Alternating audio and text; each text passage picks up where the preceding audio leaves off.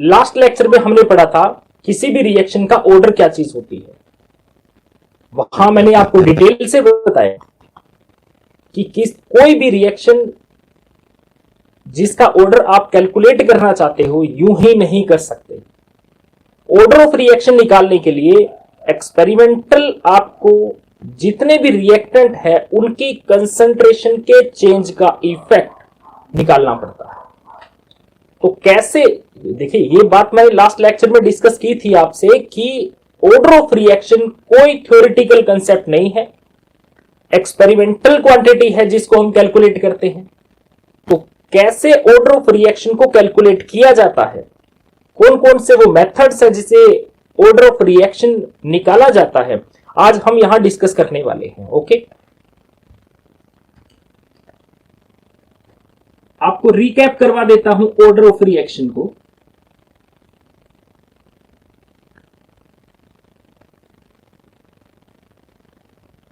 मैंने आपको यह बात समझाई कि कोई भी रिएक्शन अगर हो रही है उसमें जितने भी रिएक्टेंट्स हैं उन रिएक्टेंट की कंसंट्रेशन के चेंज का उस रिएक्शन के रेट पर क्या इफेक्ट होता है, ये जो चीज बताती है वही ऑर्डर ऑफ रिएक्शन होती है।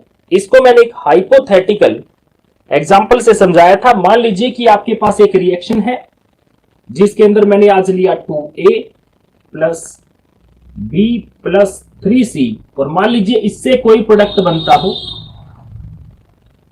और इस रिएक्शन का रेट मुझे कैलकुलेट करना है। आप रिएक्शन को देख के नहीं बता सकते कि A की कंसंट्रेशन का रेट पर क्या इफेक्ट पड़ेगा, B की कंसंट्रेशन के चेंज का क्या इफेक्ट पड़ेगा, और सिमिलर C की कंसंट्रेशन के चेंज का क्या इफेक्ट पड़ेगा। मान लीजिए कि मैंने क्या किया, एक्सपेरिमेंटली ये देखना चाहा कि A की कंसंट्रेशन का क्या इफेक्ट पड़ता है, और मुझे ये पता लगा कि A की कंसंट्रेशन डबल करने से इस रिएक्शन का रेट डबल हो जाता है। तो एक बात क्लियर है कि रेट A की कंसंट्रेशन के डायरेक्टली प्रोपोर्शनल है, मतलब पावर 1। फिर मैंने देखा कि B की कंसंट्रेशन पर कैसे डिपेंड करता है। तो मैंने देखा जैसे ही मैंने B की कंसंट्रेशन को डबल किया, रेट पर कोई फर्क नहीं पड़ा, उसी रेट से रिएक्शन होती रही। फिर मैंने B की कंसंट्रेशन को ट्रिपल करके देखा, तो मैंने देखा अब भी कोई फर्क नहीं पड़ा। इसका मतलब ये बात क्लियर है कि उस रिएक्शन का, जो अभी आपको हाइपोथेटिकल रिएक्शन दिखाई दे रही है, इस रिएक्शन का रेट B की कंसंट्रेशन पर डिपेंड नहीं करता। इसका मतलब साफ है कि रेट B की कंसंट्रेशन की पावर 0 पे, या यूं कहूं कि B की कंसंट्रेशन पर इंडिपेंडेंट है। फिर हमने C की कंसंट्रेशन का चेंज देखना चाहा।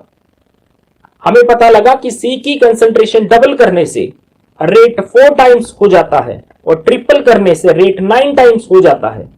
यहां से एक बात क्लियर है कि C की कंसंट्रेशन जो है उसके पावर 2 पे डिपेंड करता है। ये सारा का सारा मैंने क्या कहा, दैट सपोज।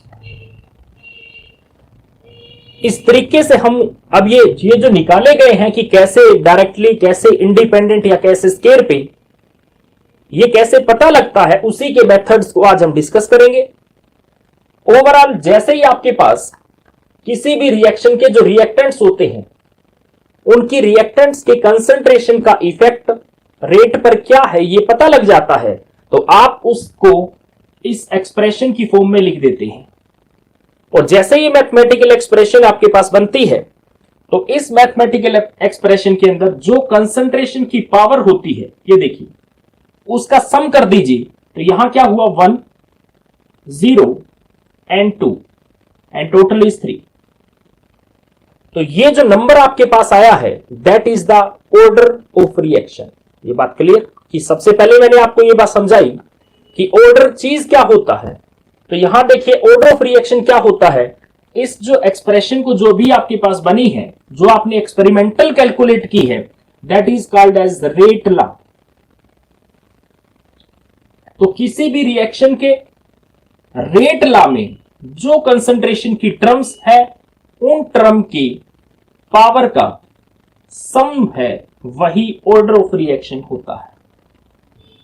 तो कैसे पता लगा आपको कि ए की कंसंट्रेशन डबल करने से रेट डबल होगा, बी की कंसंट्रेशन चेंज करने से रेट पर कोई फर्क नहीं पड़ता, और सी की कंसंट्रेशन चेंज करने से रेट स्केयर पे डिपेंड करता है, ये पता कैसे लगा? तो इसको निकालने के जो मेथड हैं उन्हीं को आज हम यहां डिस्कस कर रहे हैं। That are the method to determine the order of reaction. क्योंकि एक्सपेरिमेंटल क्वांटिटी है इसलिए आपको एक्सपेरिमेंट करके ये चीज कैलकुलेट करनी ही पड़ेगी। आप थ्योरेटिकल इस चीज को नहीं समझा सकते कि आप रिएक्शन को देखें, कि रिएक्शन को देखिए आप यूं कह दें कि एक ही कंसंट्रेशन की पावर 2 क्यों? क्योंकि आगे नंबर ऑफ मोल थे। ऐसे ही बी की पावर 1, ऐसे ही सी की पावर 3। तो अगर आप यूं बताते हैं that is the theoretical concept, actual में ये बात सही नहीं है। आप कभी ऑर्डर 6 कर दें, ऐसा नहीं होगा। ऑर्डर को एक्सपेरिमेंटल ही कैलकुलेट किया जाता है और कैसे कैलकुलेट किया जाता है यही आज इस लेक्चर के अंदर हम डिस्कस कर रहे हैं।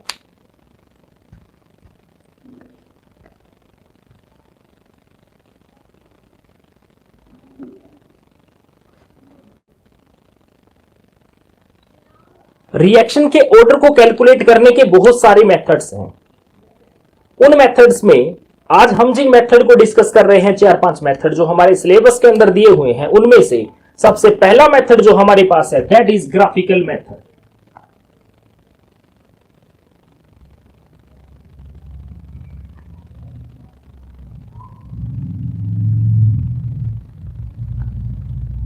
ग्राफिकल मेथड के अंदर हम क्या चीज देख पा रहे हैं? देखिए, मान लीजिए कि मेरे पास कोई एक रिएक्शन है जिसमें रिएक्टेंट प्रोडक्ट में कन्वर्ट होता होगा, या आप एक हाइपोथेटिकल रिएक्शन समझिएगा।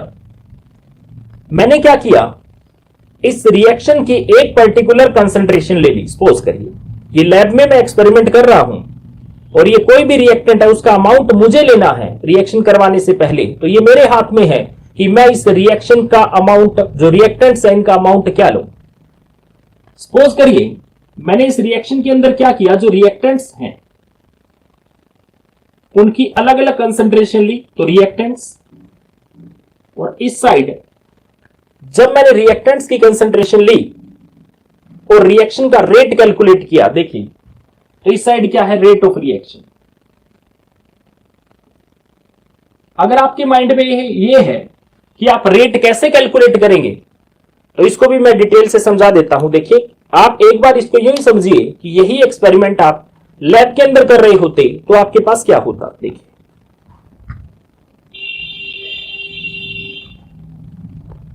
मुझे दो चीज चाहिए, रिएक्टेंट की इनिशियल कंसंट्रेशन क्या है और उसका रेट क्या है, ये दो बातें चाहिए। देखिए, मान लीजिए कि मैंने यहां कंसंट्रेशन ऑफ रिएक्टेंट लिया और यहां टाइम, ये अलग अलग टाइम पर कंसंट्रेशन क्या है। पहले आप क्या ले लीजिए, टाइम, फिर आप कंसंट्रेशन ऑफ रिएक्टेंट, और उसके बाद आप रेट कैलकुलेट कर लीजिए और आप एक टेबल बनाइए।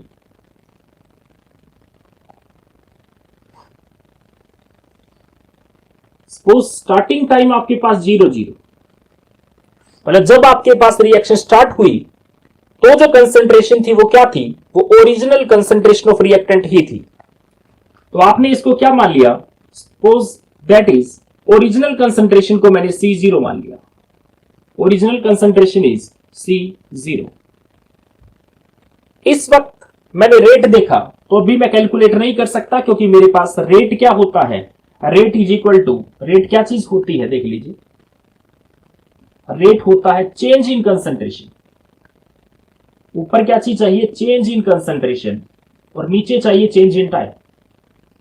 तो अभी तो रिएक्शन स्टार्ट हुई है, इसलिए मैं रेट कैलकुलेट नहीं कर सकता जब तक कि कोई मेरे पास कंसंट्रेशन चेंज का डाटा नहीं आ जाता, तो मेरे पास रेट नहीं है। देखिए मैंने क्या किया, सपोज करिए 10 सेकंड के बाद, ये टाइम पीरियड कितना है मैंने सेकंड में ले रखा है। सपोज पहले है 0 सेकंड, मतलब रिएक्शन स्टार्ट ही हुई होगी।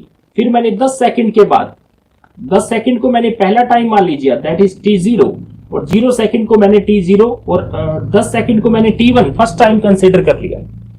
अब मेरे पास कोई एक particular concentration I, that is C1।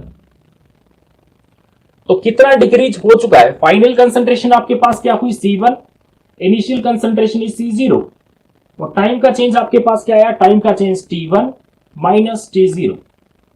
ये देखिए क्योंकि आपके पास फाइनल कंसंट्रेशन कम है, क्योंकि रिएक्टेंट प्रोडक्ट में कन्वर्ट हो गए होंगे, इसलिए ये जो चीज आपके पास आएगी ये क्या होगी, नेगेटिव। ये जो चीज आपके पास बने आप इसको रेट कंसीडर कीजिए, सपोज करिए रेट फर्स्ट, यहां आर स्मॉल ले लीजिए ताकि कंसंट्रेशन में और रेट में डिफरेंस क्रिएट हो जाए। इसको आप क्या मान लीजिए, रेट फर्स्ट। ऐसे ही मैंने क्या किया, 10 सेकंड के बाद मैंने फिर से 10 सेकंड के बाद, मतलब अब टोटल हुआ 20 सेकंड, और फिर से मैंने क्या किया, कंसंट्रेशन मैंने नोट की, दैट इज C2। तो मुझे पता लगा कि C2 कंसंट्रेशन जब थी तब रेट क्या था, C2 minus C0 divided by T2 minus T0, इसको मैंने रेट 2 कंसीडर कर दिया। आप देखिए, लेकिन अगर आप यूं कंसीडर करते हैं, ये तो रेट कैलकुलेट करने का with respect to original concentration, कि आपने ओरिजिनल कंसंट्रेशन क्या है उसके विद रिस्पेक्ट टू ही आप रेट कैलकुलेट कर रहे हैं। सपोज करिए यही C2, यहां से देखिए चेंज आ गया, बस जो भी चेंज करना आपने यहां से देखिए, मान लीजिए आपने क्या किया होता, ये आपने कंसंट्रेशन जो C2 नोट की, तो यहां आप क्या कर देते, C2 minus C1 upon T2 minus T1 करते, और अब जो रेट आता अगर आप इसको T2 कंसीडर करते, सॉरी R2 कंसीडर करते, तो देखिए ये किसके विद रिस्पेक्ट टू हुआ, ये हुआ इसके विद रिस्पेक्ट टू। कहने का मतलब जब ओरिजिनल कंसंट्रेशन इतनी थी तब रेट हुआ इतना, और जब ओरिजिनल कंसंट्रेशन इतनी है तब रेट हुआ इतना। क्यों, देखिए ध्यान से देखिए ये बात क्या बोल रहा हूं मैं। देखिए ये जब रिएक्शन स्टार्ट हुई, जब इसका सेकेंड टाइम पीरियड आपने नोट किया, और उस वक्त अगर आपने इनिशियल कंसंट्रेशन इसको कंसीडर कर लिया, इसको, तो आप फाइनल माइनस इनिशियल ये होगा, तो आपके पास रेट क्या आएगा, ये वाला देखिए, C2 final, C1 initial, T2 final, T1 initial, तो आपके पास रेट आएगा ये। अगर आप इसी के विद रिस्पेक्ट टू चल रहे हैं तो पहला रेट इसके विद रिस्पेक्ट टू क्या आया, मतलब 10 सेकंड बाद इसका रेट क्या था, C1 माइनस C0। ओके, फिर 20 के बाद कितना हुआ, C2 माइनस C0। ऐसे ही आप आगे चलते रहिए, वो चीज आपके पास आती जाएगी। मुझे यहां अगर इस एक ही एक्सपेरिमेंट से, मतलब एक ही रिएक्शन का सेटअप लगाया और उसी से मुझे डाटा चाहिए, तो मैं क्या करूं, तो मैं इनको जस्ट आगे वाले का जब रेट निकालूं तो पहले वाले को क्या करूं, रेफरेंस मान लूं। तो मेरे पास इसका मतलब मैं यूं कहूंगा, ये रेट कब आया, आप देखिए ये रेट कब आया, जब आपने इनिशियल कंसंट्रेशन ये ली, तो ये रेट आपके पास क्या है, जब इनिशियल कंसंट्रेशन ये ली। तो मैं अगर इस डाटा को यूज ना करूं, मैं इस तरीके से स्टार्ट कर दूं, तो मैं क्या कहूं, ये रेट कब आया, जब इनिशियल कंसंट्रेशन आपने ये ली। ये बात क्लियर है? फिर भी आपको नहीं समझ आती दोबारा पूछ लीजिएगा। क्लियर? ये देखिए, तो आप ऐसे केस में रेट किसको कंसीडर करोगे,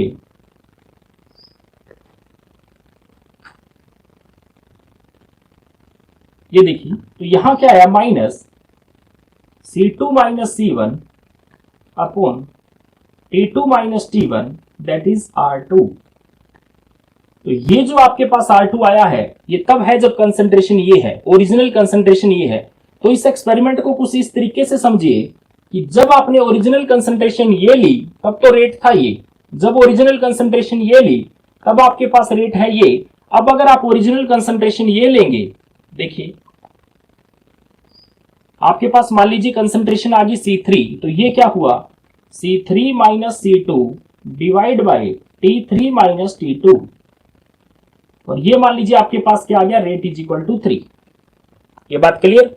तो अगर आपके पास ये चीज आती है और अब आप ग्राफ प्लॉट करते हैं, देखिए अब ये डाटा देखिए आपके पास, इसका मतलब क्या हुआ कि अलग अलग इनिशियल कंसंट्रेशन क्या है। देखिए अब मैं इसको क्या कहूं, यहां क्या समझू, इनिशियल कंसंट्रेशन, और यहां रेट। इसका टेबल अगर देखूं तो मेरे पास क्या चीज आ गई, इनिशियल कंसंट्रेशन अगर C0 है तो रेट क्या है, R1। इनिशियल कंसंट्रेशन C1 है तो रेट क्या है, R2, और इनिशियल कंसंट्रेशन C2 है देन रेट इज R3। तो अलग अलग इनिशियल कंसंट्रेशन का ग्राफ मेरे पास क्या आया, रेट के साथ एक्सप्रेशन मेरे पास आ चुकी है, और इसको मैंने क्या किया, ग्राफ के साथ प्लॉट करके देखा। तो ग्राफ में इस साइड क्या लिया, इस साइड लिया रेट ऑफ रिएक्शन, और इस साइड क्या लिया, initial concentration of reactant, initial concentration of reactants. ये देखिए अब मान लीजिए इनिशियल कंसंट्रेशन आपके पास 0 है, तो जब भी अब आपने इसका ग्राफ प्लॉट करना है, कोई तो डाटा आपके पास आएगा। अब मान लीजिए कंसंट्रेशन कोई हो, यहां अलग अलग कंसंट्रेशन है, मान लीजिए कंसंट्रेशन कोई हो लेकिन रेट सेम आ रहा है। मतलब इससे क्या क्लियर हुआ कि जिस रिएक्टेंट की आप बात कर रहे हैं, अगर उसकी इनिशियल कंसंट्रेशन बदल भी जाती है तो भी रेट पर कोई फर्क नहीं पड़ रहा, और ग्राफ आपके पास क्या आ जाता है, स्ट्रेट लाइन आ जाता है parallel to the X axis. अगर ऐसी सिचुएशन आ जाती है, आप क्या समझिए, मतलब फिर कह रहा हूं, ग्राफ क्या है, straight line parallel to X axis. अगर ऐसा हो जाता है, मतलब रेट का ग्राफ किसके साथ है, note concentration, that is the initial concentration of reactant. आप देखिए इस एक्सपेरिमेंट को यूं ना करना चाहें, एक और तरीका बताता हूं। आपके पास एक रिएक्टेंट है, क्लियर, रेट निकालने का तरीका सिखा दिया। आपने क्या किया, 1 ग्राम वो रिएक्टेंट लेके रिएक्शन स्टार्ट करके देखिए, रेट कुछ आया। अब इस रिएक्शन को बंद कर दीजिए, आप रेट नोट कर लिया, कंसंट्रेशन आपके पास। सेम रिएक्शन आप क्या कीजिए, 2 ग्राम लेके स्टार्ट कर दीजिए। 2 ग्राम जैसे ही रेट आपने कंसंट्रेशन ली, फिर से रेट नोट कर लीजिए। 3 ग्राम लेके फिर से एक्सपेरिमेंट रिपीट कर दीजिए। ये तो सेम रिपीट द एक्सपेरिमेंट हुआ ना। और ये जो मेथड आपको बताया, सेम एक ही एक्सपेरिमेंट में कैसे आप ग्राफ प्लॉट करोगे, ये उसका था। तो मैं वो भी बता सकता था, ज्यादा इजी होता, लेकिन लैब के लिए इजी ना होता। आप जब इस क्वेश्चन को लिख रहे हैं, वहां तो आप ये लिख सकते हैं कि if the initial concentration is this, rate is this. अब इनिशियल सेकंड एक्सपेरिमेंट में इनिशियल कंसंट्रेशन ये ले ली तो रेट ये हुआ, थर्ड में ये ले ली तो रेट ये हुआ।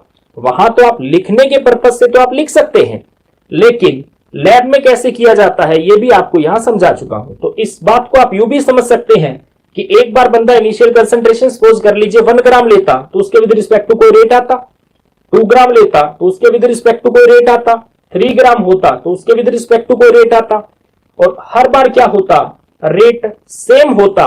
इट मींस कंसंट्रेशन को चेंज करने से रेट पे कोई फर्क नहीं पड़ रहा। ये कब होता है, ये तब भी होता है जब rate independent upon the concentration, मतलब कंसंट्रेशन की पावर 0, जब rate independent upon the concentration होता है तो ऐसा ग्राफ आता है। तो इस मींस यहां से बात क्लियर है, ये ग्राफ किस केस में आएगा, दैट इज 0 ऑर्डर। अगर आपका रेट का ग्राफ इनिशियल कंसंट्रेशन के साथ स्ट्रेट लाइन आ जाता है, वो भी parallel to the X axis, तो आप समझिएगा ऐसी रिएक्शन 0 ऑर्डर रिएक्शन होती है। क्लियर। अब ये तो एक केस हुआ ना कि ऐसा ग्राफ आ जाता, हो ये भी सकता था ग्राफ ऐसा ना आता, तो हम क्या करते, देखिए डाटा तो ये यूज करते, लेकिन हम तो देख रहे हैं ग्राफ कैसा आता। सपोज करिए ऐसा आता तो दैट इज द, ये क्या हुआ, that is the first is the 0 order reaction. मान लीजिए ऐसा ना आता,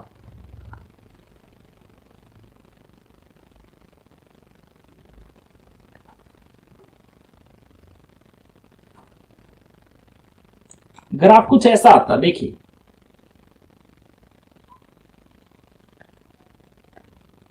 इस साइड हुआ रेट ऑफ रिएक्शन और इस साइड हुआ इनिशियल कंसंट्रेशन।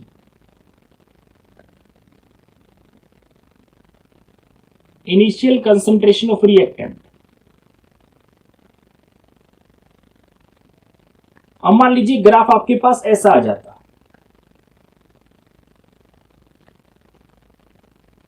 मान लीजिए एक पर्टिकुलर कंसंट्रेशन पे रेट ये था, कंसंट्रेशन डबल कर दी तो रेट डबल, ट्रिपल कर दी तो रेट ट्रिपल, 4 टाइम कर दिया तो रेट 4 टाइम।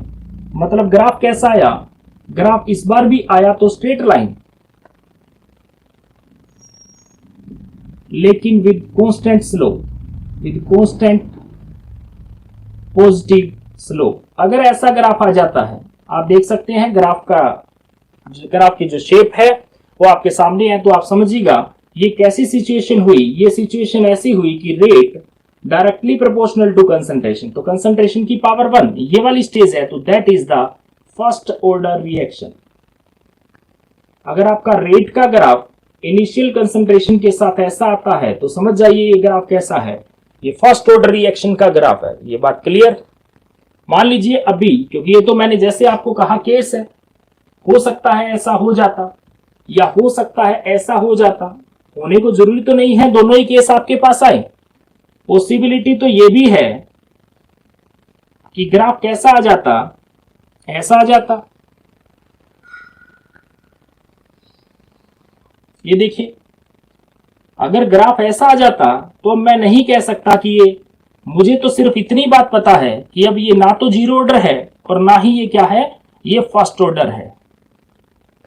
अब इस ग्राफ से एक बात क्लियर है कि जीरो ऑर्डर रिएक्शन नहीं है, फर्स्ट ऑर्डर नहीं है, पर ये तो नहीं पता कि सेकंड है या थर्ड है। ये तो नहीं पता कि अब सेकंड है या थर्ड है। तो क्या करूं, अगर ग्राफ ऐसा आता है तो आप क्या कीजिए, आप ग्राफ को दोबारा प्लॉट कीजिए, लेकिन इस बार किसके साथ कीजिए ग्राफ को प्लॉट। देखिए, अगर मान लीजिए आपके पास ये डाटा है, यही डाटा है, आप इस डाटा में एक चेंज कर दीजिए कि यहां कंसंट्रेशन की स्केयर कर दीजिए। तो ये जो कंसंट्रेशन आई इसकी स्केयर, ये कंसंट्रेशन है इसकी स्केयर, इसकी भी स्केयर। जो स्केयर का डाटा आए इसके साथ ग्राफ प्लॉट कीजिए अब रेट का। ये देखिए, मतलब जब आपके पास ग्राफ ऐसा आ जाए तो आप समझिएगा आपको फर्दर एक ग्राफ प्लॉट करना है, लेकिन इस बार जो ग्राफ प्लॉट करना है वो किसके साथ है, इस बार ग्राफ आपको प्लॉट करना है। देखिए, इस बार ग्राफ आपको प्लॉट करना है स्केयर के साथ। इस साइड क्या हुआ, रेट, और इस साइड है इनिशियल कंसंट्रेशन। जो रिएक्टेंट की इनिशियल कंसंट्रेशन आपने ली है उसके स्केयर के साथ आपने ग्राफ प्लॉट किया है, और स्केयर के साथ अगर स्ट्रेट लाइन आ जाता है विद कांस्टेंट स्लोप, मतलब ऐसा ही ग्राफ है। ध्यान से देखिए, ये ग्राफ और ये ग्राफ सेम चीज है, लेकिन डिफरेंस ये है, ये वाला जो था वो रेट, वो इनिशियल कंसंट्रेशन के साथ था, लेकिन ये वाला जो है इनिशियल कंसंट्रेशन की स्केयर के साथ है। अगर ऐसा ग्राफ आ जाता है तो कंफर्म है वो क्या है, सेकंड ऑर्डर रिएक्शन है। अब मान लीजिए ऐसा भी ग्राफ आपके पास नहीं आता, अभी भी ग्राफ कैसे आ जाता है, ऐसे कर्व्ड आ जाता है, तो आप क्या करते, फिर आप क्यूब के साथ ग्राफ प्लॉट करते। इनिशियल कंसंट्रेशन जो आपने ली है उसकी क्यूब के साथ ग्राफ प्लॉट करते, और क्यूब के साथ अगर वो स्ट्रेट लाइन आ जाता तो समझ लेते वो थर्ड ऑर्डर है। इस सारे मेथड से एक बात तो क्लियर है कि आपको बार बार हिट एंड ट्रायल मेथड की तरह ट्राई ही करना पड़ेगा। तो ऐसे मेथड की यही लिमिटेशन होती है, ग्राफिकल मेथड की यही लिमिटेशन है कि ये एक हिट एंड ट्रायल मेथड है। आपको ग्राफ की शेप अलग अलग टाइम पता लगाने की जरूरत पड़ती है, और उसके बेस पे आप किसी भी रिएक्शन के ऑर्डर को डिसाइड करते हो। सेकंड बात और देखिए, इसमें एक ही कंसंट्रेशन, एक ही रिएक्टेंट को उठा के बात कही गई है। अगर कोई रिएक्शन ऐसी है, मान लीजिए उसमें 3 रिएक्टेंट है, तो आपको इंडिविजुअल हर एक रिएक्टेंट के लिए कैलकुलेट करना पड़ेगा। या यूं कहूं कि ऐसा जो मेथड होता है वो ऐसे रिएक्शन के लिए एप्लीकेबल है जिसमें सिंगल रिएक्टेंट आपके पास अवेलेबल हो। तो इन दो लिमिटेशन को माइंड में रखते हुए फर्स्ट कौन सी, फर्स्ट आपके पास लिमिटेशन है कि ऐसा मेथड सिंगल रिएक्टेंट वाली रिएक्शन के लिए यूज होता है, एंड सेकंड लिमिटेशन, ये एक तरह का हिट एंड ट्रायल मेथड है, इसीलिए हमें डिफरेंट मेथड्स की जरूरत पड़ती है। तो अब मैं चलता हूं नेक्स्ट किसी मेथड पर जो इससे थोड़ा सा कहीं बेटर होता।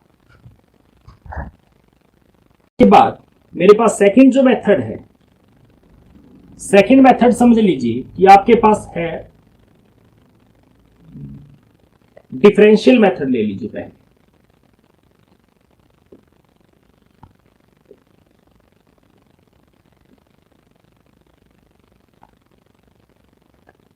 डिफरेंशियल मेथड में देखिए, आपको याद हो मैंने जब ऑर्डर ऑफ रिएक्शन करवाया था उसमें मैंने सबसे पहले आपको जो बात बोली कि आप मान लीजिए कि रिएक्शन जीरो ऑर्डर है, फर्स्ट है, सेकंड है, थर्ड है। ऐसे केस में उस रिएक्शन का जो रेट है उसकी कंसंट्रेशन की पावर 0, 1, 2 और 3 पे डिपेंड करेगा। क्या मतलब है, यहां देखिए, अब मान लीजिए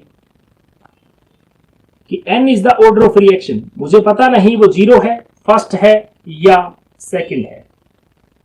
मान लीजिए n is the order of reaction, तो रिएक्शन का रेट क्या होगा, rate directly proportional to concentration की power n। Rate is directly proportional to concentration की पावर n। आप याद कीजिए, जीरो ऑर्डर में कंसंट्रेशन की पावर 0 थी, फर्स्ट ऑर्डर में 1, सेकंड ऑर्डर में 2 थर्ड ऑर्डर में 3। मुझे पता नहीं यहां ऑर्डर क्या है, इसलिए मैंने उसे n कंसीडर किया। तो क्या हुआ, rate directly proportional to c की पावर n। रेट को मैंने r लिख दिया, डायरेक्टली प्रोपोर्शनल के साइन को हटाया, कांस्टेंट इज k, c की पावर n। इसको आप इक्वेशन नंबर 1 कंसीडर कर लीजिए। यहां पर r क्या चीज है, r is the rate of reaction, k क्या चीज है, is the rate constant. Rate और रेट कांस्टेंट में डिफरेंस मैंने फर्स्ट लेक्चर में बड़ा डिटेल से आपको समझा दिया था। And c is the concentration of reactant, और n मैं पहले ही बता चुका हूं यहां क्या है, n is the order of reaction. तो इस रिएक्शन का आप क्या कर लीजिए, टेकिंग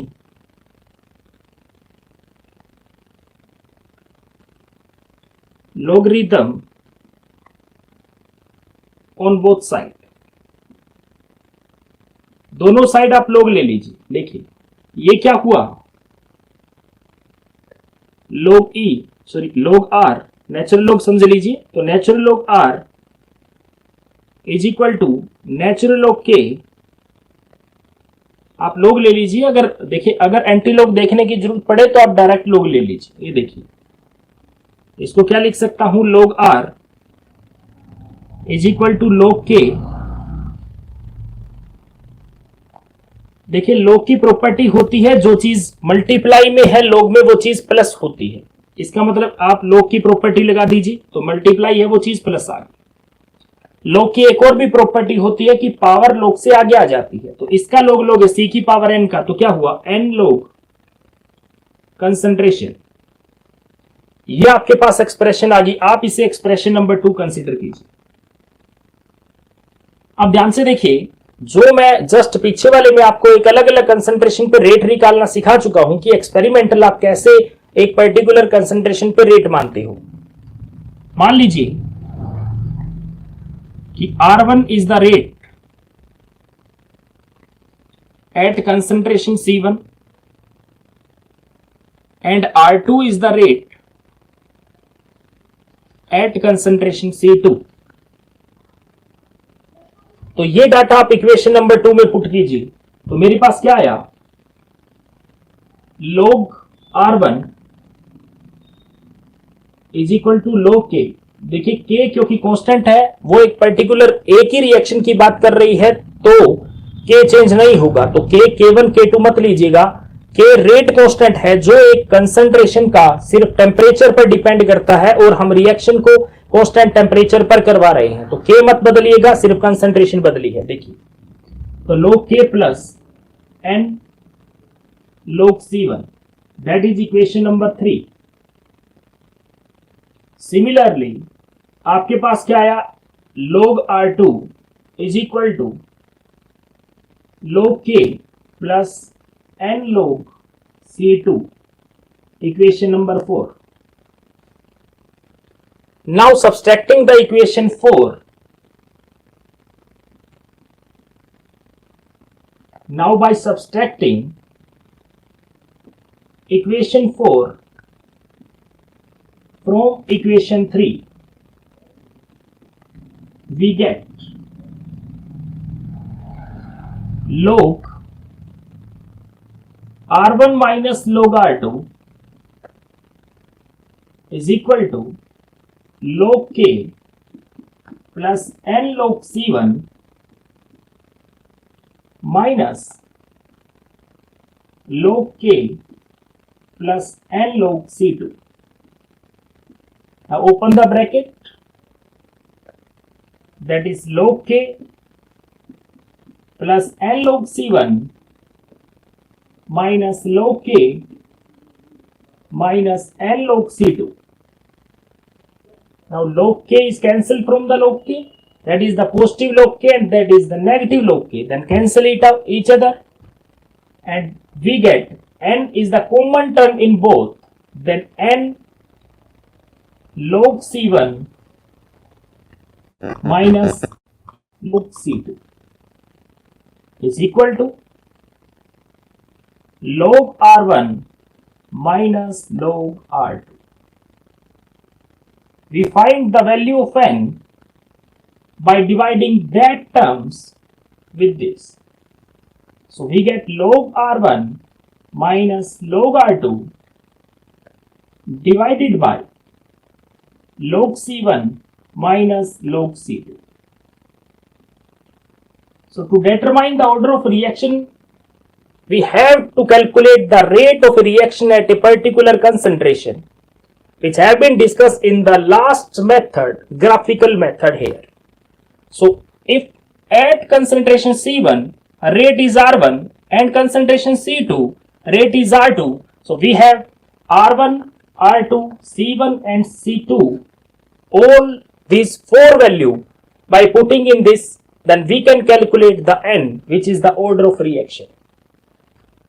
इस मेथड में हमें कहीं भी क्या नहीं करना पड़ा, हिट एंड ट्रायल का यूज नहीं करना पड़ा. दो कंसंट्रेशन ली, दो रेट कैलकुलेट किए, पुट किया और वैल्यू हमारे पास. इसका मतलब क्लियर है कि bye knowing the value C1, C2 and R1, R2, we can calculate order of reaction.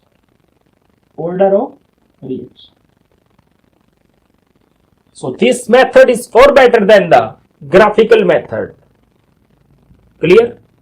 तो हम क्या कर सकते हैं, इस तरीके से ऑर्डर ऑफ रिएक्शन कैलकुलेट कर सकते हैं. ये मेथड आपके एग्जाम में डायरेक्ट पूछा जा सकता है और इस टाइप से आपको ड्राइव करके इस मेथड से ऑर्डर कैसे कैलकुलेट किया जाता है ये चीज समझानी होगी. Clear? So that is the differential method.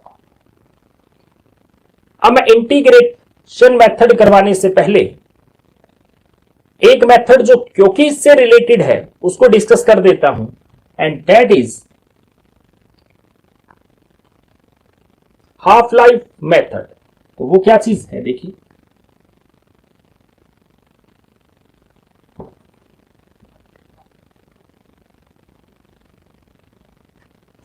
Third method,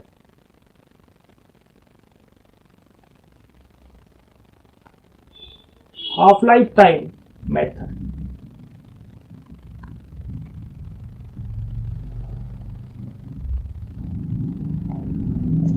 आपको याद हो मैंने हाफ लाइफ टाइम पीरियड की एक जनरल एक्सप्रेशन बताई थी.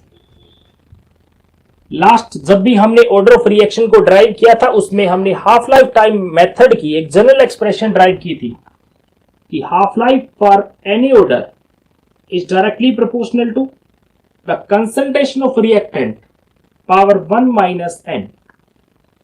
आपको याद हो जीरो ऑर्डर में ये जीरो था, सो पावर 1 थी.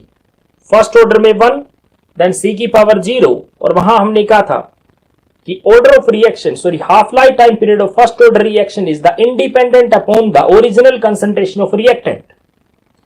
आप इस जनरल एक्सप्रेशन का यूज कीजिए.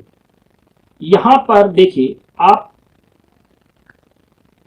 डायरेक्टली प्रोपोर्शनल के साइन को हटाइए और आपने क्या लगा दिया, कांस्टेंट के, सी की पावर 1 माइनस n. इसे आप एक्सप्रेशन नंबर 1 कंसीडर कीजिए. यहां टाउ एन क्या चीज है, tau n is the half life time period, half life time of reaction of nth order. एक ऐसी रिएक्शन जिसका ऑर्डर क्या है, n ऑर्डर है, उस रिएक्शन का हाफ लाइफ टाइम पीरियड क्या है, उस रिएक्शन का half life time period tau n है. यहां k क्या चीज है, k is not here the rate constant, k is the constant of proportionality. K is the constant of proportionality. Okay, and n is the order of reaction. n यहां क्या चीज है, n is the order of reaction. हमें क्या चाहिए, हमें यहां से चाहिए n की वैल्यू. आप क्या कीजिए, बाय टेकिंग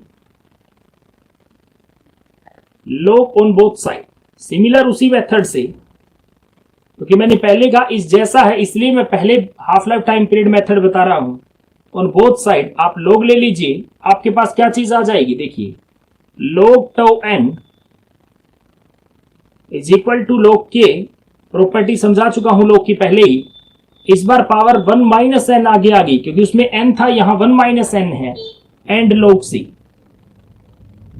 नाउ सिमिलर, जैसे मैंने आपको कहा कि आप क्या कर लीजिए, उसमें आपने रेट कैलकुलेट किया था अलग अलग कंसंट्रेशन पर, आप क्या कीजिए हाफ लाइफ टाइम पीरियड निकाल लीजिए अलग अलग कंसंट्रेशन पे। मतलब देखिए इसको सिंपल वे से समझाता हूं, आप क्या कीजिए, आप सिंपल सा एक पर्टिकुलर कंसंट्रेशन लीजिए और कब वो उसके कितने टाइम बाद उसकी कंसंट्रेशन हाफ हो जाती है वो टाइम ही नोट करना है। मान लीजिए आपने 1 ग्राम लिया और रिएक्शन करवा रहे हैं, कब वो 0.5 रहेगी आप वो टाइम नोट कर लीजिए, फिर आप 2 ग्राम ले लीजिए, कब वो 1 ग्राम रहेगी टाइम नोट कर लीजिए। आपको 2 टाइम चाहिए, 2 कंसंट्रेशन चाहिए सिर्फ। तो यहां मैं क्या कह सकता हूं, मान लीजिए कि सपोज करिए कि मेरे पास, मैंने पावर नहीं है, ये सिंबल है, सपोज करिए इसको ए मान लीजिए कि tau A is the time period, tau A क्या है, half life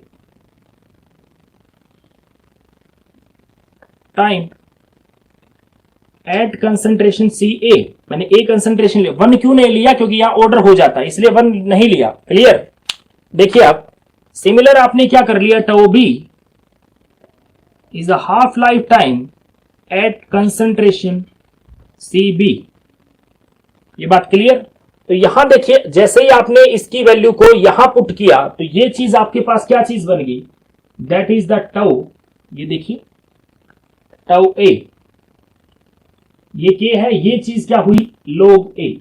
similar this is tau B, ये क्या हुआ, सी बी। आप उसी तरीके से सब्सट्रैक्ट कीजिए, यहां क्या हुआ, ये देखिए सिर्फ रेट की जगह आपके पास क्या चीज आ चुकी है, रेट की जगह आपके पास ए एंड बी आ चुका है,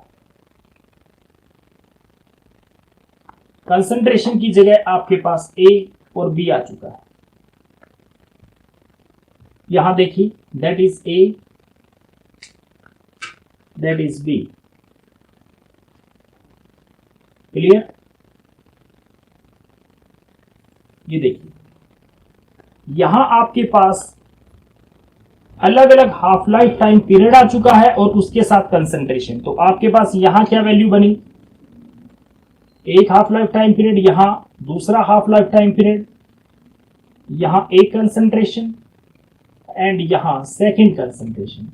तो सेम वही बात अगर आपके पास क्या हो, टाउ ए टाउ बी हो, सी ए और सी बी हो, तो आप क्या निकाल सकते हैं, आप किसी भी रिएक्शन का ऑर्डर कैलकुलेट कर सकते हैं। ये जो मेथड था ये क्योंकि लास्ट वाले मेथड के जैसा ही था इसलिए हमें ड्राइव करने में ज्यादा जोर नहीं आया। तो आप इन दोनों को ध्यान से देख लीजिए, एक क्वेश्चन आने के पूरे पूरे आसार है। आप देख सकते दोनों एक जैसे ही है, इसलिए एग्जाम में आप लास्ट ईयर के पेपर उठा के देखिए, आपको साफ लिखा होगा या डिफरेंशियल मेथड से समझा दीजिए या हाफ लाइफ टाइम मेथड से समझा दीजिए, टाइप एक ही है। बस इनिशियली आप जो चीज कंसीडर करें उसको बस अच्छे से समझा दीजिएगा। क्लियर, ओ सॉरी, ये सारा मेरे पास क्या है, 1 माइनस एन था, ये नहीं था, देखिए that is the 1 minus n, ये मिस्टेक हो जाती है। ये क्या चीज है, दैट इज 1 माइनस एन। ये देखिए तो यहां जो n आपके पास कॉमन आना था, n नहीं है, ये 1 माइनस एन है। ये देखिए तो ये क्या चीज है, 1 माइनस एन है। तो अगर आपको n कैलकुलेट करना है, देखिए दैट इज 1 माइनस एन, तो आपको n उधर ले आइए, ये सारा इधर ले आइए, so n is equal to 1 minus, ये लीजिए, ये आपके पास एक्सप्रेशन बन जाएगा। ठीक है, आप इसे करके देख लीजिए, फिर भी आपको कोई डाउट आता है आप पूछ सकते हैं।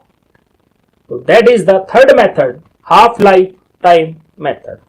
अब मैं डिस्कस करता हूं उसे नेक्स्ट मेथड, सिंगल टाइम। बस बेटा पानी पी लूं, अभी बताता हूं।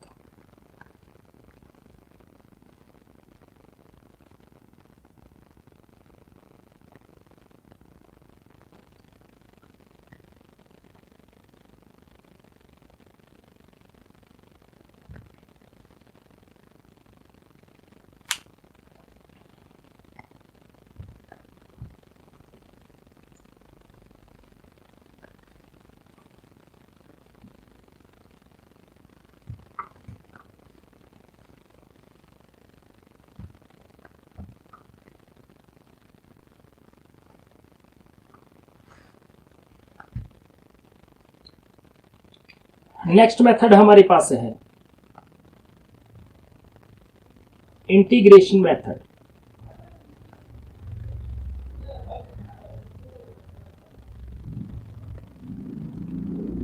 आपके फर्स्ट ईयर में एक एक्सपेरिमेंट है लैब के अंदर, केमिकल काइनेटिक्स का, हाइड्रोलिसिस ऑफ एस्टर। एक एक्सपेरिमेंट है जो फर्स्ट ऑर्डर काइनेटिक्स आपको वेरीफाई करना होता है। हम वहां इंटीग्रेशन मेथड यूज करते हैं। क्या है, ध्यान से देखिएगा।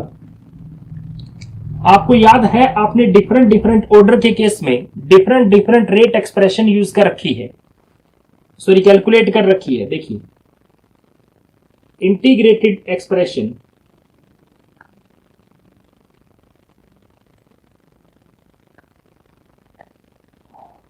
फोर, मैं दो बता देता हूं, जीरो के लिए एंड फर्स्ट के लिए।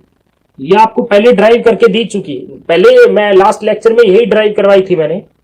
इसमें क्या था, इसमें आपके पास था k is equal to R0 minus R upon T।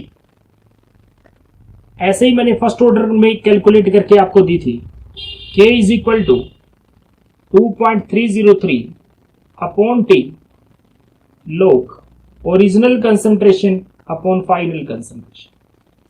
बस मैं इन दोनों को ऐसे ही, आपके पास थर्ड की थी, सेकंड की थी, आगे आगे आपके पास एक्सप्रेशन थी।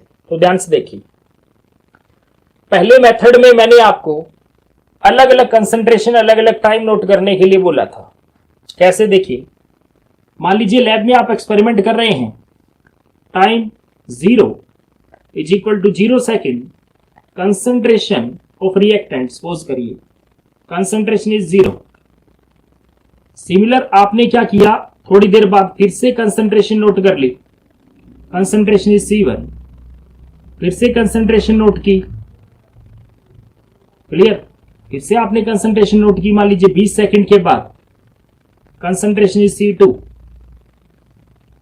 That is the final concentration. और ये भी आपके पास क्या चीज है, जो आप चीज सॉल्यूशन निकाल रहे हो उसमें जो प्रोडक्ट आता है उसकी कंसंट्रेशन आप बात कर रहे होते हैं। देखिए अब मैं क्या कर सकता हूं, अगर ओरिजिनल ये है और अब कंसंट्रेशन ये है, अब ये है, इट मींस आपके पास अलग अलग कंसंट्रेशन है, अलग अलग आपके पास टाइम है। देखिए अगर हाइड्रोलिसिस ऑफ एस्टर की बात कर रहे हैं, आप एसिड को कैलकुलेट कर रहे हैं, तो जाहिर सी बात है एसिड जितना बनेगा तो हाइड्रोलिसिस उतनी ज्यादा हुई होगी, एस्टर उतना कम हुआ होगा। ये अलग अलग एग्जाम्पल के केस में अलग अलग हो जाएगा। यहां मैंने जनरल एक्सप्रेशन मान के इस चीज को करवा दिया। देखिए अब मेरे पास अलग अलग टाइम पीरियड के ऊपर अलग अलग कंसंट्रेशन है। तो यहां से देखिए आप, मैं क्या करूं, इस डाटा को पहले जीरो ऑर्डर के केस में पुट करता हूं। जीरो ऑर्डर की मैं देखना चाहता हूं मेरे पास जो डाटा अब आया है रिएक्शन का, वो किस ऑर्डर की एक्सप्रेशन को फॉलो करता है, किसको ओबे करता है। अब मैं ये देखना चाहता हूं कैसे, मान लीजिए मैं K कैलकुलेट करना चाह रहा हूं और मैंने क्या किया, पहले original concentration is C0, final concentration मैंने C1 पुट कर दी। तो टाइम कितना लगा, तो T1 minus T0, T1 minus T0। देखिए तो मेरे पास मान लीजिए कोई K की वैल्यू आ गई, मैंने ऐसे K1 कंसीडर कर लिया। फिर मैंने दूसरा डाटा पुट किया यहां पे C2 का डाटा। तो देखिए तो C2 का डाटा पुट करने के बाद मेरे पास क्या चीज आ गई, K2 की वैल्यू आ गई। सिमिलर मैंने K3 कैलकुलेट कर लिया, K4 कैलकुलेट कर लिया।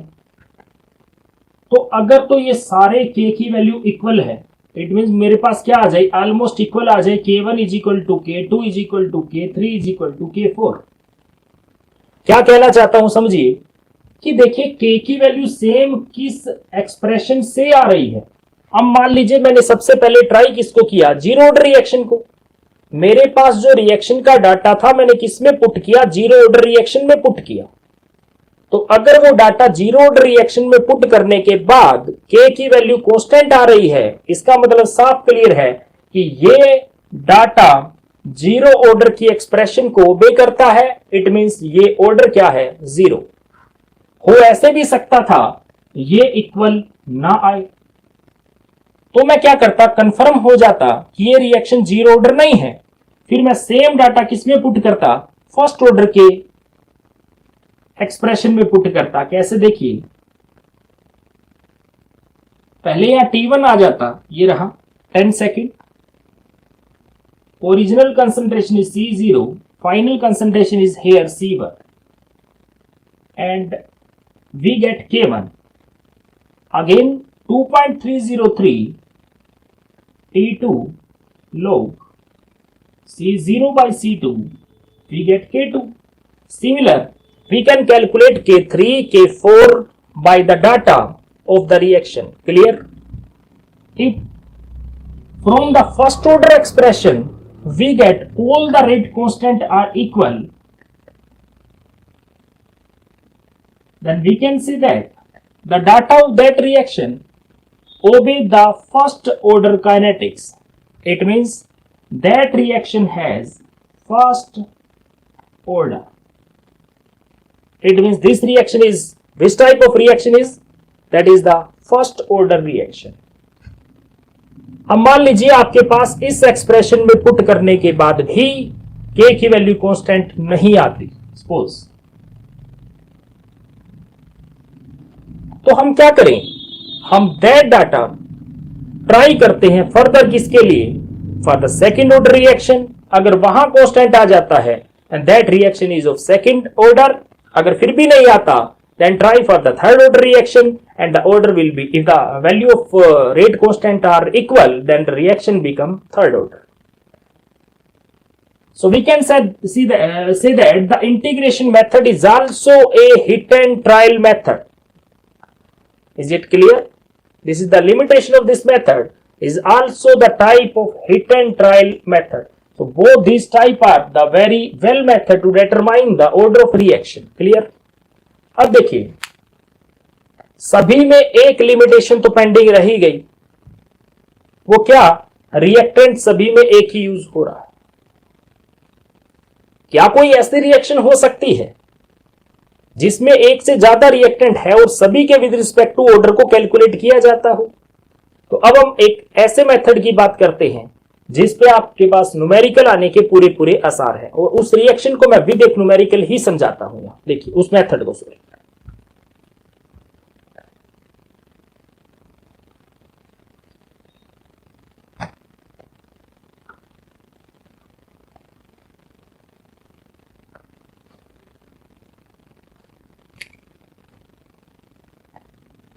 Now we have Ostwald isolation method. Initial rate वाला मेथड है ये. देखिए कैसे, इसको समझाता हूं. मान लीजिए आपके पास एक रिएक्शन है 2A प्लस B. मैं इसी को एक विद न्यूमेरिकल आपको समझाता हूं. देखिए मैं एक बार साफ कर देता हूं, इसके लिए मुझे स्पेस थोड़ा ज्यादा चाहिएगा.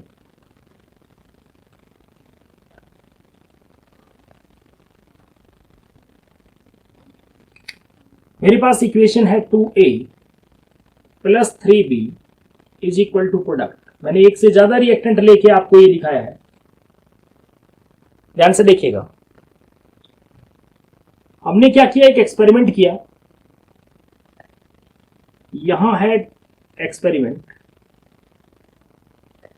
यहां original concentration of A, original concentration of B, here is the rate of reaction. ये देखिए,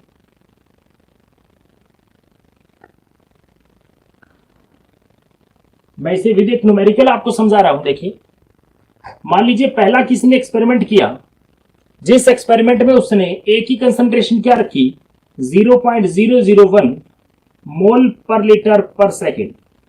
कंसंट्रेशन क्या, मोल पर लीटर, नोट पर सेकेंड, मोल पर लीटर. और B की कंसंट्रेशन भी किसमें है, मोल पर लीटर. ये भी क्या है, 0.001 मोल पर लीटर. और रेट किसमें है, मोल पर लीटर पर सेकेंड. ये लीजिए, क्लियर. अब मान लीजिए कंसंट्रेशन आपके पास ये है. अब 0.001 को छोटा ले लीजिए, बार बार लिखना पड़ेगा. 0.1 0.1 एंड ऑर्डर इज 6.0 इंटू 10⁻⁻⁴ मोल पर लीटर पर सेकेंड. सपोज कर लीजिए ये डाटा आपके पास है, और बंदे ने क्या किया, दूसरा एक्सपेरिमेंट रिपीट किया और इस एक्सपेरिमेंट में उसने ए की कंसंट्रेशन को क्या कर दिया, डबल कर दिया, ये लीजिए, और बी की कंसंट्रेशन को क्या किया, सेम रखा, और फिर उसने रेट कैलकुलेट किया कि क्या फर्क पड़ा होगा। सपोज करिए रेट मेरे पास आया 1.2 इंटू 10⁻³ मोल पर लीटर पर सेकेंड। क्लियर। फिर उस बंदे ने क्या किया, एक और एक्सपेरिमेंट रिपीट किया। इस बार उसने कंसंट्रेशन इसको क्या रखा 0.1 और इसकी कंसंट्रेशन को क्या कर दिया 0.2, इसकी कंसंट्रेशन क्या कर दी 0.2, और उसने क्या देखा, उसके पास ऑर्डर क्या आया, देखिए सॉरी रेट क्या आया, रेट आया इसके पास 2.4 इंटू 10⁻³ मोल पर लीटर पर सेकेंड। अब मैं हालांकि कोई और रिएक्टेंट होता तो और भी डाटा ले सकता था, लेकिन एक्सपेरिमेंट करना है, सॉरी मेथड निकालना है, स्पेस कम है इसलिए डाटा कम लिया है मैंने। ओके, 2 ही रिएक्टेंट माने, और भी हो सकता था, उसके विद रिस्पेक्ट टू भी कैलकुलेट कर सकते थे। देखिए ऐसे आपको क्या करेंगे, एक्सपेरिमेंट दे दिया जाएगा, डाटा आपको दे दिया जाएगा, आपसे 3 चीज पूछी जाएगी, क्या, यूं कहेंगे कैलकुलेट रेट ला, पहली क्या चीज मांगी है, रेट ला, फिर पूछा जाएगा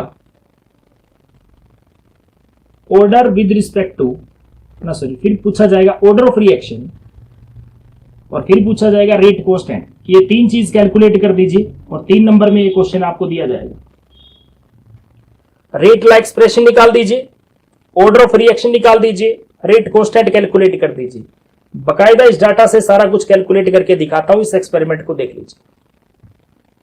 मैंने क्या किया, कंसीडर सबसे पहले एक रेट एक्सप्रेशन मान ली, कंसीडर रेट ला इज, कोई एक रेट ला मान लीजिए। रेट ला क्या हुआ, rate is directly proportional to, मान लिया मैंने एक बार ए की पावर पी एंड बी की पावर क्यू, क्योंकि मुझे पता तो नहीं ना क्या आएगा, ये तो नहीं पता P1 है, 2 है, 3 है, 0.1 है, 0.2 है, कुछ भी नहीं पता, इसलिए मैंने क्या मान लिया, जनरल P एंड Q। अब रेट कांस्टेंट को मैंने, जो रेट है उसको क्या लिख दिया, देखिए एक्सप्रेशन को क्या लिख दिया, rate is equal to K is the rate constant here, A की पावर P एंड बी की पावर Q, और इसे फर्स्ट रिएक्शन मान लिया, नंबरिंग दे दी, रिएक्शन इज फर्स्ट। अब आप क्या कीजिए, देखिए applying equation first on experiment 1, आप 1 और 2 पे आप क्या कर दीजिए, ये डाटा पुट कर दीजिए। देखिए रेट की जगह आपके पास क्या आ जाएगा, 0, देखिए 6.0 इंटू 10⁻⁻⁴, ये रहा, is equal to rate constant आपको पता ही नहीं, के मान लिया, ए की कंसंट्रेशन आपके पास क्या है 0.1, पावर आपके पास क्या है पी, जो आपको नहीं पता, बी की कंसंट्रेशन क्या है 0.1, पावर क्या है पी क्यू, जो आपको नहीं पता। तो इसको मैंने क्या कह दिया, इक्वेशन नंबर 2। अब इसे सेकंड एक्सपेरिमेंट पे पुट कीजिए, मेरे पास वैल्यू क्या आई, देखिए दैट इज, ये तो हुआ 1.2 इंटू 10⁻⁻3, क्लियर, और ये क्या हुआ के का के, और ये कंसंट्रेशन क्या हुई 0.2, इसकी पावर पी, और ये 0.1 इसकी power Q, that is equation number 3। अब आप क्या कर दीजिए, जो आपके पास वैल्यू बड़ी है उसे डिवाइड कर दीजिए छोटी से। तो आप क्या कीजिए, by dividing equation 3 by equation 2, आप क्या कर दीजिए, आप डिवाइड कर दीजिए, आप बड़ी इक्वेशन को छोटी से, मतलब बड़े डाटा को छोटे से डिवाइड कर दीजिए। क्या आया मेरे पास 1.2 into 10⁻⁻3 divide by 6.0 into 10⁻⁻4 is equal to k 0.2 की पावर पी, 0.1 की पावर क्यू, डिवाइड बाय के 0.1 की पावर पी, 0.1 की पावर क्यू। आप देख सकते हैं, इसको 10⁻⁻4 में करूं तो दैट बिकम 12, तो ये सारा क्या हुआ, दैट इज 2। के से के कैंसल, ये सारा कैंसल, ये 0.1 है, ये 2 है, तो दैट इज 2। तो इस साइड आया 2 और इस साइड आया 2 की पावर p। इसको क्या लिख सकता हूं, 2 की पावर 1। अगर बेस सेम हो तो पावर इक्वल होती है। यहां से मुझे p की वैल्यू मिल चुकी है कितनी, p इज इक्वल टू 1। ये आप देखिए। अब मैं क्या करूं, सेम ये इक्वेशन 1 वाला डाटा एक्सपेरिमेंट 3 पे पुट कीजिए। देखिए, फ्रॉम एक्सपेरिमेंट 3 मेरे पास क्या चीज आ गई, 2.4 into 10⁻³ is equal to k। A की कंसंट्रेशन इज हेयर 0.1 की पावर p, बी की कंसंट्रेशन 0.2 की पावर q। इसे मैंने मान लिया इक्वेशन नंबर 4। अब बड़ी वैल्यू क्या है देख सकते हैं, इसमें 2 है, इसमें 1 है। तो मैं क्या करूं, फर्स्ट वाली को चेक कर लीजिए। अब now dividing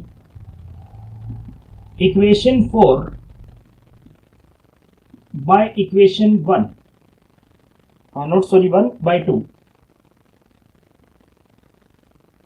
we get 2.4 into 10⁻³ is equal to k 0.1 की पावर p 0.2 की power q divide by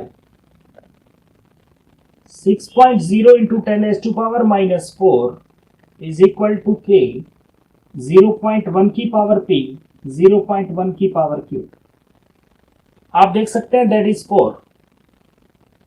k से k कैंसल, ये वाली टर्म कैंसल। अब मेरे पास क्या है, 4 इज इक्वल टू 2 की पावर q। इसको क्या लिखा जा सकता है, 2⁻² is equal to 2⁻² q। Then base same तो power same, that is q equal to 2। मेरे पास p और q दोनों की वैल्यू आ चुकी है, देख सकते हैं आप। अब इससे मैं क्या कर सकता हूं, कोई भी एक डाटा, मान लीजिए ये दोनों वैल्यू मैं क्या पुट कर दूं, फ्रॉम इक्वेशन 1 आप किसी एक इक्वेशन में पुट कर दीजिए k की वैल्यू कैलकुलेट करने के लिए। कैसे, देखिए, ये आपके पास था 6.0 इंटू 10⁻⁴ के आपको कैलकुलेट करना था, ये रहा, दैट इज 0.1, ये रहा। p की पावर आपके पास क्या है, 1, फिर आपके पास 0.1, q की पावर आपके पास है 2। ये देखिए, तो इसको क्या लिख सकता हूं, दैट इज 6.0 इंटू 10⁻⁴ के, ये है 10⁻⁻1 और 10⁻⁻1 को 2 से करूं तो 10⁻⁻2 ऑल बिकम 10⁻⁻3। ये देखिए, इस साइड 10⁻⁻3 नीचे गया, यहां देखिए 4 है, यहां 3 है, एक कट गया, -1 रह गया। ध्यान से देख लीजिए आप। तो ये क्या हुआ देख लीजिए, 10⁻⁻3, इस साइड डिवाइड में 10⁻⁻3 ऊपर जाके +3, तो सारा बिकम 10⁻⁻1। तो k की वैल्यू आपके पास क्या आ गई, 6 इंटू 10⁻⁻1 यूनिट। आप देख लीजिएगा डिवाइड करके, ओके। यहां से अब ध्यान से देखिए, यूनिट अब देखिए किससे आएगा, यूनिट आएगी ऑर्डर से, ऑर्डर इज 3, तो यूनिट ऑर्डर वाली पुट होगी। तो यहां से देखिए, जो उसने चीज पूछी कि रेट ला क्या है, तो आप इस सारे डाटा को यहां पुट कर दीजिए। तो मेरे पास क्या चीज बनी, रेट एक्सप्रेशन क्या बन गई। मैं इस एक बार एक्सपेरिमेंट को हटा देता हूं, देखिए,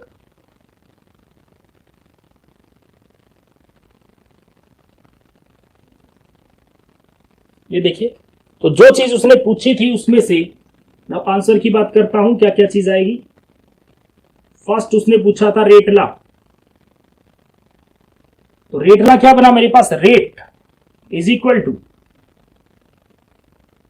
के की जगह क्या आ गया, के की जगह आ गया मेरे पास 6 इंटू 10⁻⁻1। ये लीजिए, ए की कंसंट्रेशन पे कैसे डिपेंड कर रहा है, 1, बी की कंसंट्रेशन पे कैसे डिपेंड कर रहा है, स्केयर। ये लीजिए, उसने पूछा order of reaction, order order क्या आया 1 + 2 3, that is the third order reaction. Yes. तीसरा उसने पूछा था रेट कांस्टेंट। रेट कांस्टेंट क्या होगा? रेट कांस्टेंट आपके पास आ चुका है 0.6। अब ये 0.6 की यूनिट क्या है? थर्ड ऑर्डर वाली यूनिट लगा दीजिएगा। मोल पर लीटर का पर मोल था, याद कीजिए, मतलब पर मोल लीटर स्क्वायर पर सेकंड। ये देखिए, तो ये आपके पास वो 3 डाटा जो उन्होंने स्टार्टिंग से आपसे पूछा था, ये आपके पास आंसर होगा। इसमें चाहे आपके पास 2 रिएक्टेंट है, 3 है, कोई भी है, उनके विद रिस्पेक्ट टू आप सेम एक्सपेरिमेंट को रिपीट कर दीजिए। तो क्या होगा, इसी के अकॉर्डिंग आप क्या कर सकते हैं, ऑर्डर कैलकुलेट कर सकते हैं। आज आपने देखा कि हम किसी भी रिएक्शन के ऑर्डर को कैसे कैलकुलेट करते हैं। मेरी मान के आप इस लेक्चर के बाद फिर से ऑर्डर वाला एक जो लेक्चर मेरा पहला था उसको दोबारा से देखिए। कंसेप्ट यूं समझना बड़ा इजी है। अगर आप लैब में गए, कैसे काम करते, क्या होता, कैसे ऑर्डर को एक्सपेरिमेंटली डिटरमाइन किया जाता है, क्या इनका मतलब होता है, देख लीजिए। केमिकल काइनेटिक्स में ये वाला हिस्सा हिडन सा रह जाता है। अभी भी थ्योरेटिकल जो कंसेप्ट है इसका कि एक्चुअल में क्या होता होगा ऑर्डर, क्यों ऐसा है कि रिएक्शन के अंदर स्टार्टिंग में जो आपको हाइपोथेटिकल रिएक्शन दिखाई दे रही है उसमें जो आगे नंबर ऑफ मोल होते हैं वो कुछ और होते हैं, पावर कुछ और आ जाती है, ऐसा क्यों होता है। ये हम जो थ्योरीज है, collision theory and activated complex theory, उन दोनों थ्योरीज को देखते हुए क्या करेंगे, क्या ऑर्डर होता है, क्या मोलिकुलरिटी होती है, ये कंसेप्ट अभी पढ़ना बाकी है। मेरे पास इस चैप्टर के अंदर चंद चीजें पेंडिंग है, जैसे एक एरेनियस इक्वेशन, एक आपको दिया गया दोनों थ्योरी जिसमें कोलिजन थ्योरी और एक्टिवेटेड कॉम्प्लेक्स थ्योरी, 2 पेंडिंग है। दोनों में से क्वेश्चन एक एक कंफर्म आएगा। इन 2 लेक्चर के बाद आपका ये टॉपिक कंप्लीट हो जाएगा और इसके साथ आपका पूरा सेक्शन और सिलेबस